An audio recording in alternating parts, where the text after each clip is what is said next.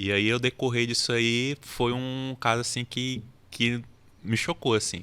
E aí, depois disso aí, já teve os procedimentos com criança. E eu achava que não ia ter esse sentimento mais. Tu E aí, pensou que o pior já tinha passado. e aí meu último serviço antes de entrar de férias, que eu tô de férias, e aí o que aconteceu? Veio o meninozinho lá não sei se tu viu, a questão de Campinas, que foi soterrado. E aí, tal. Aí era a minha Tava vez. brincando, né? Tava Isso. brincando. Aí eu fui fazer o procedimento. Quando eu cheguei na sala, que eu vi o menino, eu tenho um filho de 8 anos. E aí, de 9, aliás, fez aniversário agora há 20 dias. E aí eu fui lá, quando eu olhei pro menino, não tinha como. O menino era mesmo que tá vendo meu filho. A altura, a tonalidade de pele. Quando eu bati o olho, deu aquele susto. E eu fiquei na minha, aí fui me Por equipar. alguns milésimos de segundo tu pensou Aí que era fui me teu filho, né? equipar e eu pensando. E aí fomos fazer, eu, a doutora e o Chico, fomos fazer os procedimentos. Eu todo tempo olhando para aquele menino assim e constatando ali o que aconteceu e como foi, se poderia ser meu filho. Foi uma forma tão ingênua assim do que aconteceu, tão inofensiva, e aconteceu uma tragédia. E cara, e assim, eu converso com a Alec, alguns meios de trabalho. Algumas vezes eu passo por essa situação de deixar meu filho só em casa ou em alguns momentos assim e acontece isso, de você pensar. Sozinho, né? É, então, esse foi outro assim que foi há pouco tempo, mas eu ainda estou pensando nisso. Eu disse, como pode me estar brincando com o irmão, outra coisa assim, aconteceu essa tragédia.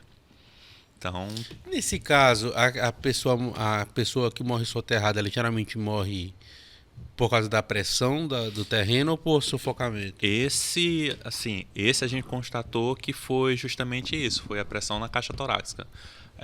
Não tinha resíduo na glote, na epiglote, no pescoço, que de barro tinha, mas não o suficiente, tanto é que ainda tiraram ele de dentro do barro, ele estava vivo, ele morreu a caminho do PS. E assim, nos procedimentos a gente viu que o pulmão dele estava com feridas, digamos assim, porque ele tentava respirar e fazia força. Então foi justamente Mas ele isso. quebrou costela? Não. Quebrou o externo, não. Não, parte óssea estava intacta. Entendi. Foi a Caralho, pressão mesmo, Foi a né? pressão, É isso aí. Caramba, bicho, eu não tem jeito, pô. Eu jamais. Cara, assim, eu me considerava uma pessoa muito forte, entendeu? Eu era daqueles caras que ia atrás do cabuloso.com. Você lembra do cabuloso.com? Tu lembra, brother? Que tinha foto de acidente, era só desastre. Faces da Morte também, Isso, antigão. eu era desses caras. Só que depois que eu tive a minha filha, aí, meu irmão, degringolou a parada toda. Aí eu fiquei muito mole, pô. Fiquei muito mole mesmo. Eu acho que talvez toda essa minha resistência ainda seja por isso, né? Não tenho filhos aí. Todo mundo fala, quando tiver filho, tu vai ver. Eu falei, gente, deixa meu lado aqui, quietinho. Eu nem falei que queria ter filho, né? Nem falei. Mas é realmente, assim, os maiores foi esses, os primeiros mesmo pra mim.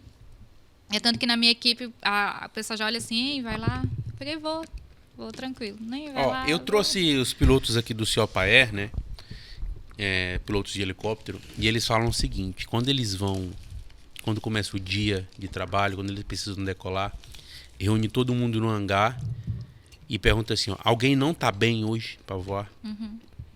E aí, se o cara, não consegui dormir direito, tô com dor de cabeça, esse cara já não vai. E não tem nenhum tipo de julgamento. Eu acho que no caso de vocês, devia funcionar do mesmo jeito, irmão. Porque vamos supor que vocês trabalham um dia por semana.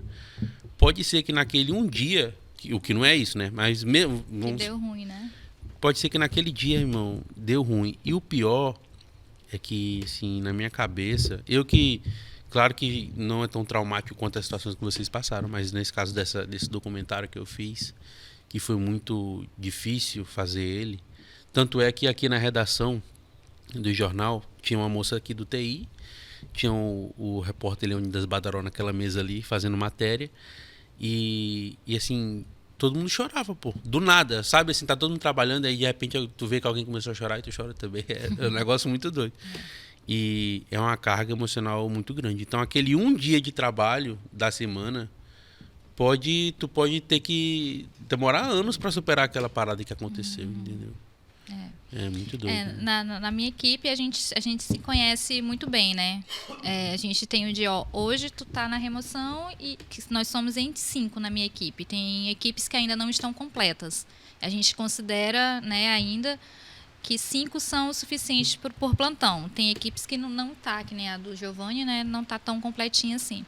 Então, fica 2 para remoção, 2 para necrópsia, e um é o chefe de equipe, que faz a parte de documentação, acompanha o doutor nas perícias, e quando tem sexologia entra a mulher, e a gente consegue dividir toda essa rotina do ML.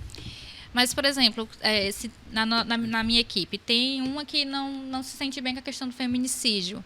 Então, ela já olha assim, não, eu peguei, então eu vou. Mesmo que não seja o meu dia naquele sentido, né? Hoje eu não estou bem, a gente percebe, a gente tem que ter essa empatia dentro da equipe. Na nossa equipe a gente é bem unido, a gente conhece uns aos outros, até porque é o nosso parceiro que vai estar lá. Diferente da equipe do Giovanni. Brincadeira. Só para quebrar o gelo. É, Só para quebrar o gelo, porque equipe... tá muito pesada a conversa.